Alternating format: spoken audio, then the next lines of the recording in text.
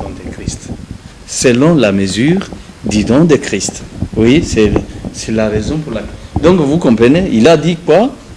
Mais à chacun de nous, la grâce a été donnée selon la mesure du don de Christ. C'est pourquoi il est dit, étant monté en haut, il a emmené des captifs et il a fait des dons aux hommes. Il a fait des dons.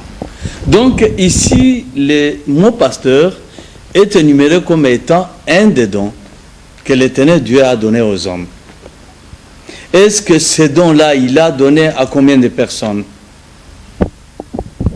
Et parce que quand on parle de certains dons, de toutes les manifestations de l'Esprit dans l'Église, il ne cite pas ce titre-là. Mais ici, il l'a cité. Tandis qu'au premier, quand il écrit aux Corinthiens, il dit au chapitre 12, verset 27, il dit ceci. Vous êtes le corps de Christ, vous êtes ses membres, chacun pour sa part. Et Dieu a établi dans l'Église, premièrement des apôtres, secondement des prophètes, troisièmement des docteurs, ensuite ceux qui ont le don de miracle, puis ceux qui ont le don de guérir, de secourir, de gouverner, de parler diverses langues. Vous remarquerez qu'il ne cite plus pasteur là-bas. Et quelles sont les raisons, frère Paul Joseph Mukungubila? Moi, je crois que, sans pouvoir tarder, j'avais dit, si on a encore bonne mémoire, j'avais dit que c'est la plus haute fonction de l'Église.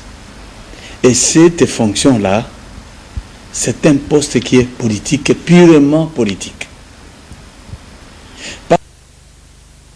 D'un don qu'on donne dans l'Église, comme ça se donne avec ce que je viens de citer, il peut y avoir des apôtres, au pluriel. Il peut y avoir ceux qui ont des dons de guérison. Il peut y avoir ceux, mais pas les pasteurs. Pourquoi l'a-t-il cité en Éphésiens? Et je crois que c'est mieux que nous puissions comprendre d'abord quand l'Éternel Dieu, j'avais dit, cette fonction, c'est la fonction qu'occupe lui-même le Créateur d'abord.